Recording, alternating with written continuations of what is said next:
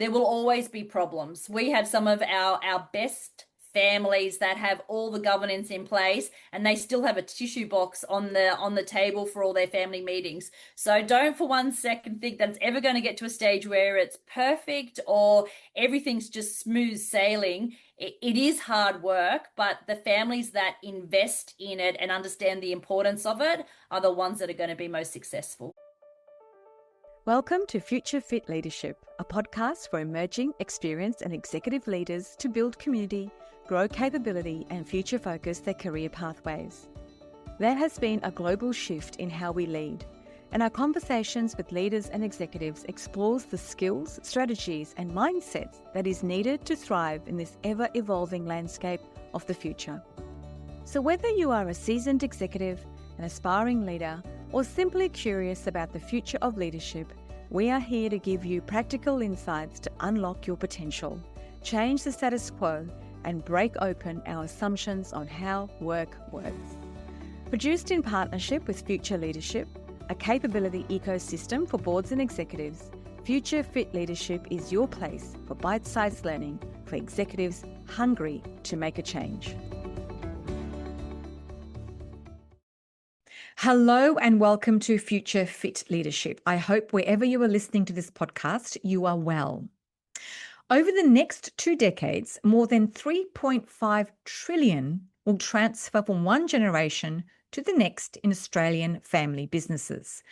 That number is significant, but what sits behind it matters more because it just isn't a transfer of wealth, it's a transfer of leadership, identity and responsibility. In this episode, I'm joined by Kirsten Taylor Martin, and we get into what the transition actually looks like inside family businesses across the country. And here's the reality. Succession is the number one challenge facing family businesses right now. Not strategy, not cash flow, but succession. And it's not failing because the next generation isn't ready. In many cases, they are. What the data shows is that a large portion of the rising generation are experienced, capable, and prepared to lead, yet they are still waiting. So the question becomes, what's holding it back? Well, part of it is practical. A lot of founders have majority of their wealth tied up in the business, which makes stepping away really complex. But a bigger part of it is human. Retirement for many founders isn't appealing. It's confronting. The business has been their life, their purpose, their community, and stepping away can feel like losing all of that overnight. And at the same time, the next generation is looking at this through a different lens. The research highlights a clear divide. The incumbent generation is focused on business performance and external pressures, and the rising generation is focused on family dynamics and how decisions impact relationships. So you've got one generation protecting what's been built, and the other trying to work out how to carry it forward. And when that conversation isn't happening clearly, assumptions start to fill the gap, which is where tension builds, the delays happen, and where succession becomes more emotional rather than strategic. What I loved about this conversation with Kirsten is that it brings both sides into view, the scale of what is at stake and the reality of the generational shift. And the simple truth that this isn't a moment in time. It's a process that needs to start early, be handled better, and involve everybody. Because when it's done well, succession isn't about stepping away, it's about stepping forward together. Please enjoy this really critical conversation with Kirsten Taylor Martin. Well, hello, Kirsten. How are you? Again, from Grant Thornton. Very awesome to have you on the podcast today. Thank you for having me. Yes, it's lovely to be on again and chatting family business. Well, yeah, because the reason why I've got you on again is because you've just recently released a family business report where you went out and interviewed businesses across the country. Before we get into the report, tell me, why did you decide to do a report like this? Yes, our real focus was on the rising gen. So in Australia, we're about to see over the next 20 or so years in excess of $3.5 trillion transition from the incumbent generation to the rising gen. So there's a real focus there on how do we ensure that they are ready, that they are best placed to continue the growth. And we have some statistics around it. So only 1 in 20 family members pass on more wealth than what they inherited. Only 12% of family businesses make it to the third generation. And only 1 in 50 family members actually have that entrepreneurial spirit where they're going to actually create a large increase in the family wealth. So you're going to go through quite a lot of generations before you find that real entrepreneurial spirit again. So Mm. our focus is very much on how do we ensure the rising gen are best prepared, that they're well educated, and then they can continue to grow the family wealth, grow the family businesses for future generations. Mm. There's a real difference, isn't there, between the priorities of the incumbents, so the parents as such, versus the next generation. Talk to me a little bit about how different the priorities are and how that's impacting the next generation who are potentially going to be taking over. Yes, I was a little bit surprised by it. So when we did our survey, we interviewed both the incumbent generation and the rising gen to get both perspectives. Mm. And it actually was quite valuable having the different perspectives and seeing where their mindsets are and what they're focusing on. But the incumbent generation were very business mindset. So they were really focused on business issues and what was happening in the economy and the political atmosphere at that point in time. Whereas the rising gen were more focused on family issues. And it sort of caught me by surprise. But then when you looked at the age of the rising gen, so Mm. when we use this terminology in our own minds, we're picturing someone 25 to 40. And Yes. most of them were there. So that is where the bulk sort of landed. But we had 10% over 55. So you can really start to see why succession planning is number one. We also had troublesome family members was one of the big issues for the rising gen as well. When you're 55 and you've got all this experience and you've put so much into the family business, you can start to see why these issues are becoming quite important. The other thing, and I usually, and it's a bit hard to do it on a podcast, but I'll explain it. But I always use a family tree. So a lot of our family businesses in Australia at the moment are first generation family businesses. So you've got mum and dad. So everything that they are doing is for their children. But what people aren't thinking about is that next generation, whether they have 2 children or 4 children, you're starting to bring more people together that need to work together. If they have a partner, you're bringing more people to the table. And if they have their own children, you bring very different perspectives. And now you're asking them to work together as a collective Mm. group.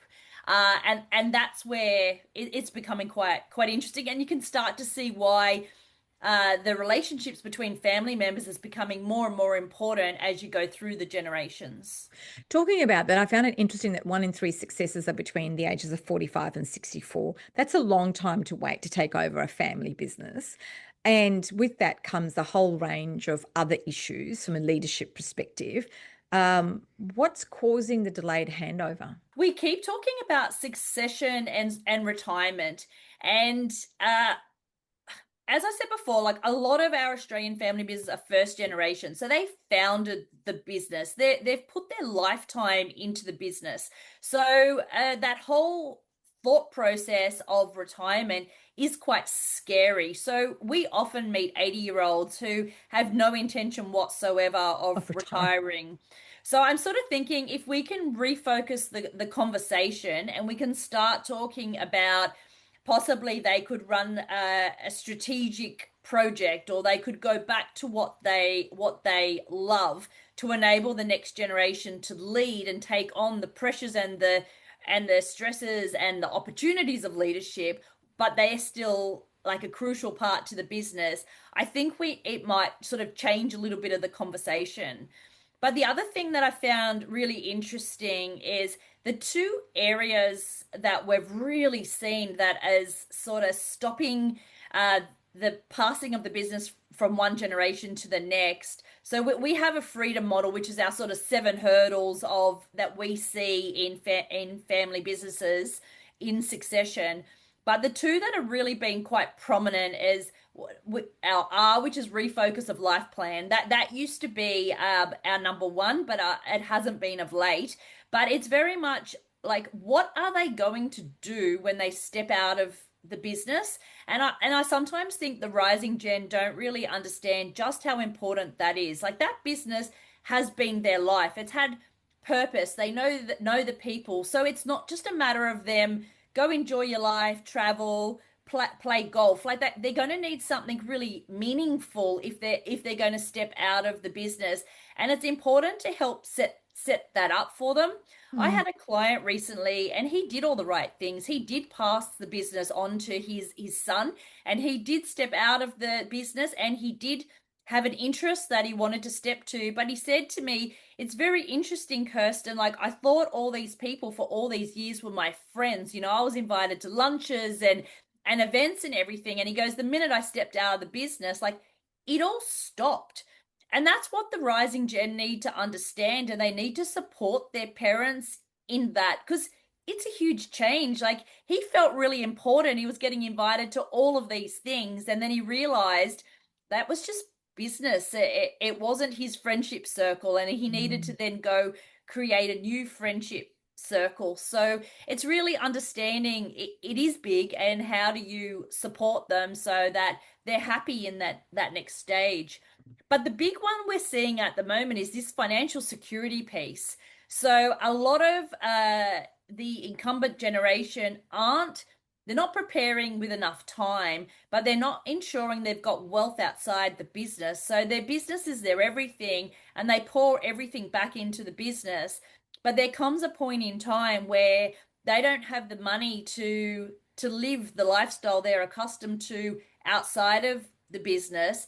Their children don't have enough money to buy them out. But then you're also putting huge pressure on the business that it now needs to financially support two generations of the family, not just one. And Mm. that's why, and we see that more in the smaller family businesses, that they're really not preparing. And that's why it's important to start the conversation early, because all of this can be prevented just as long as you're getting the right advice early on and you give yourself the time to set everything up. You mentioned the freedom framework, which I imagine you use a lot in some of these discussions. Tell us more about that, and what does it stand for, and the seven hurdles that you, and I don't need to have all seven, but the key hurdles that you quite often come across. They're the seven hurdles that we see. The first two relate to the incumbent generation. So they're the ones that I raised: financial security and refocus of life plan.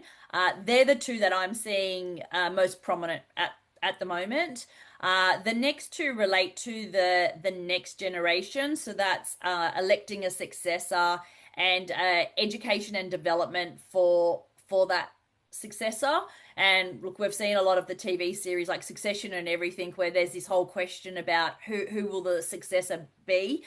I'm finding a lot of family businesses are actually quite good at this, but it is important that the conversation does take place. And another point I just sort of want to add to that as well is, I had a client recently talk to me, and it was quite interesting, but he said that the minute that he gave his son clarity and certainty about his future in the business and that he was the successor, he saw a real shift in his son, because he was, now that he knew that he had the clarity, he was more engaged because he knew that was his future. So there's definitely a real benefit in having that conversation quite early. Mm. Now, the last three relate to both generations, and it's very much around the planning and the communication. But D stands for disasters and planning for them. And I find family businesses are brilliant and very mindful that their name and their family name is associated with the business. So if there's ever an accident on premises, they usually have media training and are really on top of it. The bit they don't prepare for is, what if something happens to one of us? Mm. And that's the bit that they really need to. And that's why succession's not about retirement. You need a plan really early on for all family members, just in case. Like, you hope you never need to use it, but just who will step into these roles. Yeah, because you don't know when something, and we don't want anything to happen, but you do need to plan for it. Otherwise, when something happens, nobody knows who's supposed to step into what roles and what decisions need to be made. And we're all family members. Like, Mm, they need that time for grief and for just for themselves, and you just sort of need the business just to click into gear. And that's why it's important to have that plan in place. And in many scenarios, particularly if it's something that's kind of unexpected, it may not be a family member's ready for the role. It might be a long-term employee that, and they're mm, given the task of mentoring a family member until they're ready. But it's just having the conversation. If anything were ever to happen, this is what I want to take place, so that the family has their time to deal with the grief. But the other thing is, a lot of banks and customers and suppliers, they're a lot more concerned these days as well with family business. Like, what happens to our, you know, our role with the family, our relationship if something were to happen. So they sort of want to, we're seeing it a lot more. They want the certainty as well. And our O is objectives alignment, and our M is our miscommunication. But just ensuring that both generations are aligned, they have the same vision, they're working towards the same goal, and that you're opening the communication not just to family members in the business, but family members outside mm. the business. With the family businesses, boards and advisory boards, how many businesses do you see with the actual board structure in place so that a lot of these decisions are taken to a board where a group of people who are aligned around the success of the business actually help make these decisions? Yeah, look, it really depends on the size of the business. We are seeing more and more are becoming more sophisticated, and they are getting non-executive directors in, Mm, but they're the ones that are getting quite large in size and have a real sophistication. We are seeing a lot of businesses that are going from that small to medium size, that they're still struggling with that piece. So we have a lot where all family members are all in the board, and then they get confused around what when we discuss family issues and when do we discuss business issues, and it's all the same people. So that is like a large part of the governance piece, is to try and start to help them understand how to split that out, who needs to be in each. So I would definitely say small businesses, it's probably just an incumbent generation making decisions on the fly. As they head into medium, they're the ones that we're trying to educate and go, now's your time to start to put things into place. But once we get into large family businesses, they are quite sophisticated in this area, mm. and a lot of them are really running sort of best practice. It was interesting to see that the data shows there's been a rise in things like family charters, the councils, the advisory boards, the external director, non-executive or executive director. But at the same time, you've had a decline in business strategy documents and shareholder agreements. Why or how have families swung too far into governance, but not keeping the business strategy alive at the same time? There seems to be a disconnect between the two. I agree. A couple of things. One thing I would say is probably the people that answer our survey. They are. I'm gonna Sophisticated might not be the right word, but they're more mindful of family business and the documents that need to be in place. I guess my real area of concern and who I'm trying to reach are those family businesses that don't even aren't even aware that these things are in place, and they're looking for help and support. So our survey results are probably a little bit skewed towards the ones that are more aware on that side. But still, your question about why don't they have, if they're more sophisticated on the family side, why don't they have business strategies Mm, in place? And I do think as we're seeing more and more family members get involved, there does seem to be a focus more on the family issues, and they're losing sight of the business and the strategy. And that's something that I feel the pendulum's possibly swung a little bit too much one way, and we need to bring it back. But in saying that, one of my colleagues is working on a strategy with a family business who don't have the governance in place, and he said that it's hasn't been quite a successful process at this point in time. And the reason for that is they keep running into family issues. So it is good to have that family governance in place first, so that when you bring the strategy, like discuss strategy, the implementation will be far smoother and you don't run into family issues. So I'm going to err on the side of positivity and go, maybe they're setting it all up ready for the business strategy, but I probably, yeah, in more and more of what I'm doing, need to be stressing how important that strategy piece is. In the survey, more than half of the rising generation are already working on the business capability. They're working on their financial literacy, their leadership development, and understanding of what the business value drivers are, which tells me that they are investing in their level of readiness to take over the business. But there's a real disconnect between the priorities of the incumbent generation and the upcoming generation. I'm interested to know what sort of conflict is that creating in the business between the incumbent generation and the upcoming generation? And does it impact the emotional and overall family harmony within the business and outside the business? I haven't noticed it create a problem at the moment, but I'm sort of wondering, is there an undercurrent that at the moment? The reason that I say that, and to your point, yes, the incumbent generation were very interested in asset protection, and the rising gen were very interested in estate planning, which was nearly the opposite way Mm. around. And that nearly spells to me that there's an element of mistrust between one another. But in saying that, we did ask questions around, do you feel comfortable in talking about succession with your parents? Do you find that your parents listen? And there was no problem that came out there. So everything sounded like it was quite smooth. So I'm sort of wondering, is there an undercurrent, because they both wanted to learn the like more about the opposite generation. But in saying that, I do believe it's important that the rising gen do learn about asset protection.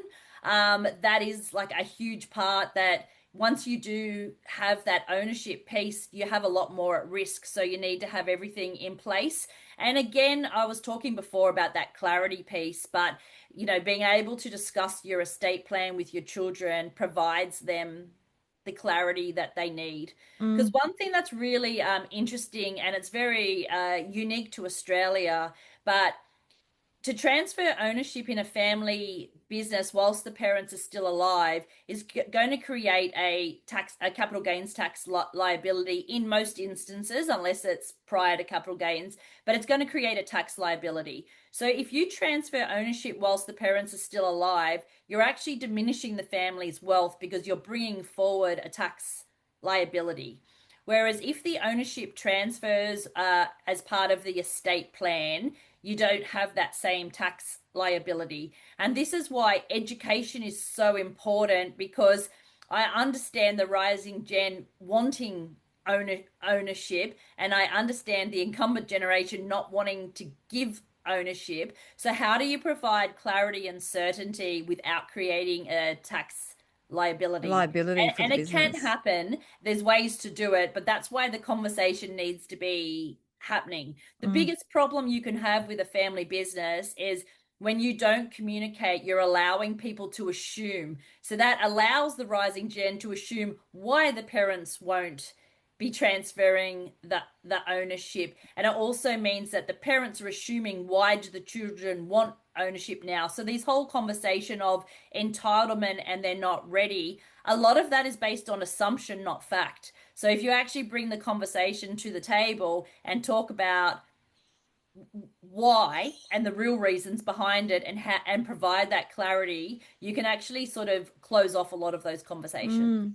Interesting enough, according to your survey, 63% of rising leaders are mentored by family members, while 37% are mentored externally. I'm interested to know from your perspective, or from what you've seen, what are the pros and cons of, being mentored by an existing family member versus being mentored externally? Because I would imagine that if I'm having a family member mentor me, that's where I understand the history and the legacy, which is in the room. But does that broaden my leadership capability So I'm interested to know what is the best structure that you've seen out there. And look, this is why we asked the question as well. Yeah. I think there's a lot more value in having a non-family member as your mentor. I also I'm curious as to whether it is really mentorship or they feel like it's a uh, they believe they're mentoring, but there's no formal mentorship program. And the reason that I say that is a lot of the incumbent generation are the baby boomer industry. A lot of them are founders. So they were never mentored themselves. Like they Themselves. were self-starters. And a lot of the conversations we have, they're quite uncomfortable to mentor family members because they have this mindset of, well, I didn't need mentoring. Why did they need Just do mentoring? the job. Yeah. So the fact that they've sort of said 67% mentor, I kind of think they're using the terminology maybe a little bit loosely. I think there's real value in a non-family member mentoring because they do not bring to the table any family issues or emotion. They really enable the person to speak and to be heard and to be able to assist them. And like ourselves as parents, we have a bias. If a child says something, you're sort of very quick to kind of jump in, whereas that person that doesn't have the emotion and aren't related to it can really be a great sounding board. So personally, I think there's a lot more value in the non-family member being the mentor. The bit that I think where the family members add huge value is allowing your family members to shadow you and watch Mm. you and learn by osmosis what you do because you've been very successful in what you've achieved. And a lot of the younger generation do say, I just want to put a GoPro on my parents' head just so I know. And that's probably old terminology now, but so I know what they do in a day. So allowing them to follow and to listen in and to hear the decisions that you're making, there's huge power in that. But I do think from a mentoring perspective, you're doing the best thing by your children if you allow someone non-family member related. Mm. Now, you looked at some industry specific pressures, which I was interested in. You had real estate and construction. They are having issues with cash flow and economic uncertainty, which, we can see that happening even globally, not just in Mm. Australia. Retail is battling the cost of living impacts. Again, affordability is biting them. Professional services are facing a talent squeeze, and agribusiness is managing succession earlier than others. How do these sector differences shape the type of support that families need? And are there industries where it's more urgent, like the succession planning is more urgent right now? There's definitely, I'll start with the industry that needs sort of the most help with succession, and that's definitely agriculture, I knew farming you were going to say that. families. Look, uh, it's so hard for them, and I have to say, like majority of the calls we get are families in this industry. So what they're experiencing is they have the family farm, which in many instances we're talking very, very large Mm, farms, mm, but all the value is in that land. And if in so many scenarios, they might have three or four children, and there'll be one or two that are working the farm, and one or two that have gone to the city and have totally different jobs. And you understand from a parent's perspective, they want to keep things fair, but they want to keep the farm in the family. But this is what's keeping them awake at night. It's just this how do we do it? And again, I guess to all of my talking points, but the earlier that they get assistance and the earlier the process starts, the more that we can put into place to ensure that there is fairness and equity. And we've worked with quite a few families of late in this particular area. And the benefit of starting earlier is you can sort of see where the asset pool is, and they are starting to diversify and grow assets out away from the farm to ensure that they are in a position that it enables them to offer both children an opportunity, but keep that farm in the family, which is their major priority. mm, The other part to your question was the other thing that I found quite interesting from the industries was the whole area of AI. So mm, we saw that the incumbent generation, it was, I think, their fifth issue that they saw, whereas with the rising gen, only one person saw AI, like out of everyone who has it, one person saw AI as a challenge. And it's interesting because, as we said, some of our rising gen are over 55 years of age, but still only one person saw it as a challenge. But when we broke that down further, it was very industry specific. So the two industries that saw AI as a challenge were financial services and professional services. So another area where quite industry specific that they're finding AI quite challenging. How do you break or reduce that innovation gap? Because I can understand what the next generation is saying. Technology, AI is the way to go. That is our Hmm. key driver in terms of reducing costs, making us more productive, more efficient. How do you balance that disconnect between the two generations?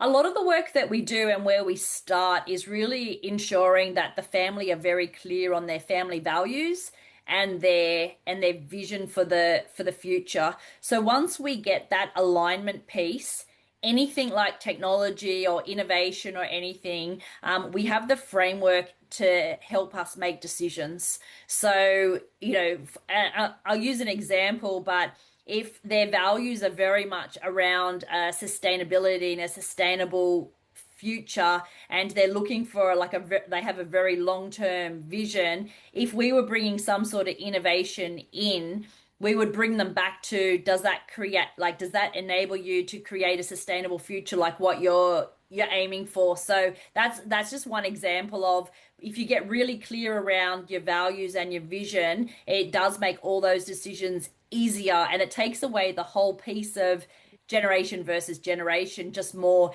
is this decision in line with where we want to go? When it comes to communication, 21% of the rising generation have said that challenging family relationships is a top issue for them. Mm. Where are most of the communication breakdowns happening? And I'm assuming there's an issue around trust as well when you start to have communication that breaks down. Look, I think one thing is families don't. I think well, a couple of things actually.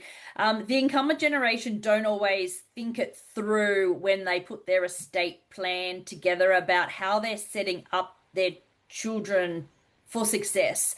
So, and it is like a real parent thing, they want everything to be fair. So if they've got three or four children, they just leave the business, a third each or a quarter each, but they don't actually invest and think about, let's help them on how they're going to work together and align them. So when I talked before about vision and values, you want to be having all that in place whilst the incumbent generation is still alive and they can help guide their children. So I feel like they're not thinking it through, and then it does become a lot harder when you've got, whether it be two children or four children, but when they've got spouses and different priorities, and some are in the business and some are outside, if you don't have someone to assist in those conversations, you can see where it can go pear-shaped very, very quickly. So Mm.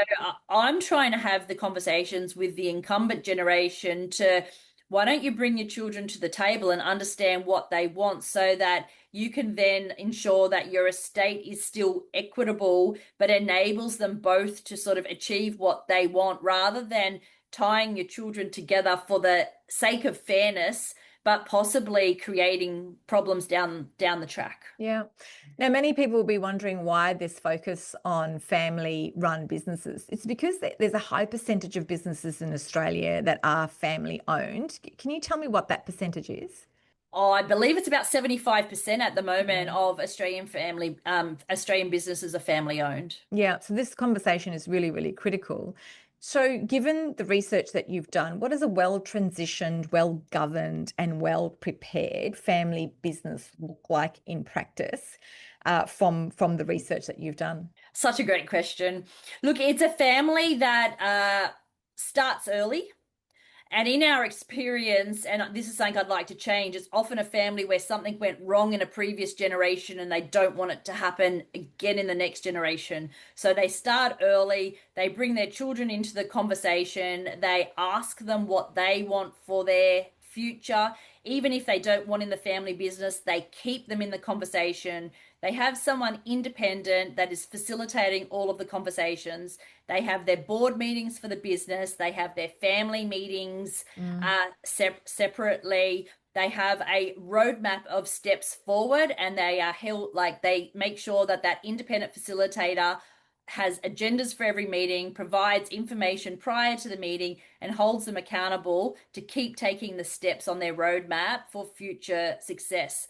But I'm also going to say it's a family that invests in their communication and sees it as an important step because there will always be problems. We have some of our best families that have all the governance in place and they still have a tissue box on the table for all their family meetings. So don't for one second think that it's ever going to get to a stage where it's perfect or everything's just smooth sailing. It is hard work, but the families that invest in it and understand the importance of it are the ones that are going to be most successful. Mm. Tell me, how do you work with the business leaders or founders who've founded an amazing business? They've done really, really well, and they've spent pretty much all of their lives in the business, but they've got no one who wants to take it over from the family. You know, if we say 75% of these businesses in Australia are family-run businesses, do you know how many actually even go to the next generation? I don't know that statistic. I know only 12% make it to the third generation, and that's not only because they fail. It is sometimes because family members don't want to take over the business. I think in the early days, in Australia, we felt like the only solution was to keep it in the family and that all family members needed to be involved. And that's what I found really interesting with the US and Europe because they have 15th generation Mm. family businesses. They have dynasties. So understanding how they've worked, and sometimes they can be a 15th generation family business, and you ask how many family members are involved, and they say two. And it's because along the way they've trimmed the tree. There's been family Mm. members that aren't interested. So Australia's getting much better at it because they're learning that there's not only one way forward. You as a family can decide what works best for you. So we are seeing some family businesses that are keeping it in the family, but they're bringing in someone, a non-family member, to run the business. They may have family members working in the business. They may have no family members working in the business. So it doesn't mean you have to pass it to a family member or sell. There are a lot of different options, and families need to figure out what's the right option for them. Some of them we see that they will have someone external to the family run it for a period of time, then a family member steps in. Some of them they'll leave it to co-CEOs and have both their children in the CEO role for a period of time. So there's no cookie cutter approach. And that's why it's important to have the conversation to see what works best for your family. If you could give one message to leaders, particularly the incumbent leaders and founders, when they're reading this report, what would it be? Start early. Mm. Start having the conversation early. Start involving everyone because the benefit of having the time to have the conversation, it enables you to bring strategies into place. It enables you to make sure you've got the right structure. It gives you the time to create that equitable situation for your family members, but also set the family business up for future success. And then would the next generation who are reading this report and they're reading it and going, "Oh my God, that's just like my family. Everything in here is just like what we're living through at the moment." What's your advice to this next generation that are waiting to take over? Definitely be educated to learn more because what we're seeing is a lot of the particularly the founders at the moment, they started a business which would have been very small, and in many situations they've grown it to a very large successful business. So that incumbent generation has been able to grow and learn with the business. And the rising gen, as much as it's a fabulous opportunity, in many scenarios, it's really large shoes to fill. Mm. So they are going to be stepping into medium to large size family business with many family members and employees relying on them and their success, they don't have the time to be able to grow and learn with it. They have to be ready. So their leadership role is going to be quite different. So in many situations, they probably might have a degree or a specialization or an area that they're very, very good at. But there's going to be a lot of areas that their parents have grown and learned that they don't know. So they're going to have a really great leadership team around them who they trust and they can rely on to continue to run the business for the like continue the growth that Yeah. their parents have achieved. You So really understand the education, build a really good team around you. you make a good point because the founders or mum and dad right now, if that is the case, it's very different when you are running a business as a startup. So you get to start up and then you get growth. And, so maybe the next generation taking it over now need to scale and they need to scale fast and the world is changing so fast. So it requires really, really different skill sets between the two generations, probably more so than 4 generations ago. Oh, 100%. And particularly when you're in that startup, a lot of people will talk, but they made mistakes and but they could recover from it. Whereas as much as everyone makes mistakes, this next generation, they can't afford to make the big mistakes that their Yeah. parents probably made in the earlier days. So yeah, I think it's quite interesting because even when we say electing a successor, it's like we're talking that one child's going to step into their parents' footsteps. It's not going to be that simple. These businesses in many situations are so much larger. So a lot of them, they started and they've got now 100, 200, some of them have thousands of employees in these businesses that this rising gen has to step into and run. So Mm. they really need to think about who do I need around me? Where do I need to learn further skills and upskill, but also what are the areas that I need around me to make sure that I will be a very successful leader? For the family businesses, if they're looking at between now and 2030 and they're doing a 4-year, 5-year plan or considering what this business could look like in 2030, what are some of the things you would like them to consider? Well, definitely they need to be considering the business strategy, which is an area that they're not as focused on at this point in time. So make sure you do have that business strategy.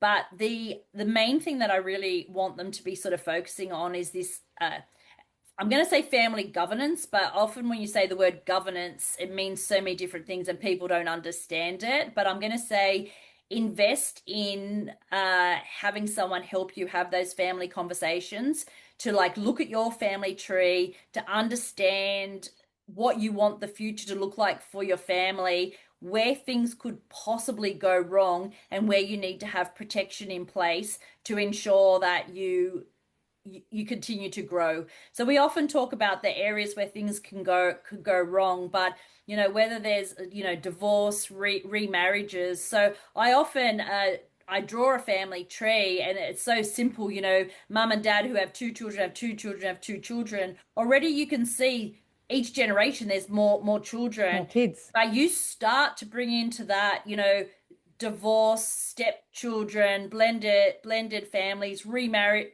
all of this, it's really easy on a piece of paper to go, wow, it's going to get more and more complicated.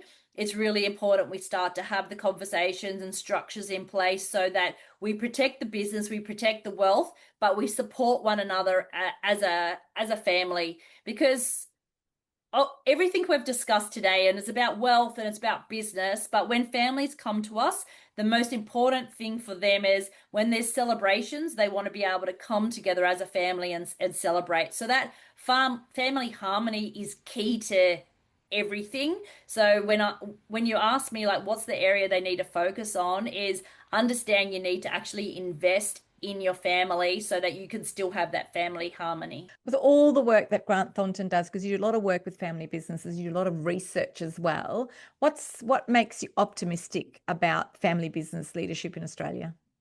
The stories and the successes, and this is why I love working in it. It all comes from the heart. This isn't just about business, and this isn't about money. This is about people who are like parents who want to just do whatever they can to make their children the best version of themselves. It's fabulous today that, families, there's not so much the pressure you have to stay in the family business. If someone doesn't want to be in it, they want to empower them as well. So like family businesses, and sort of when times get tough, the way that they come together. Someone once explained to me, they were talking about a theme park, and they said so people wouldn't push in front of the queue, they like hooked their arms together so no one could get past them. But they said they use that every time they talk about business, because that's what family business is about. When anything tough happens, they go, it's time for us to hook our arms together and to be united and to work as a family. So the agility and the power of the family, you just can't beat it. Yeah, what a lovely way to end this podcast. Kirsten, thank you so much again for your time and all the work that you do with Grant Thornton. Really appreciate you sharing that survey that you did in 2025, and we look forward to the next one coming out. Thank you. I really appreciate your time and really able to get the message across to families. If you like what you've heard, please share, rate and review this podcast, and don't forget to share it with anyone who might benefit from hearing it. The producer of Future Fit Leadership is Maritza Barone from Guide Your Light Network. If you would like to reach out to me, please DM me on any of my social media platforms. I'm available for speaking at conferences or consulting to your business. Future Fit is created in partnership with Future Leadership, a capability ecosystem for boards and executives. If you'd like to join the community and receive a free takeaway each week, sign up to the Future Exchange app in my show notes. Thank you for having me in your space.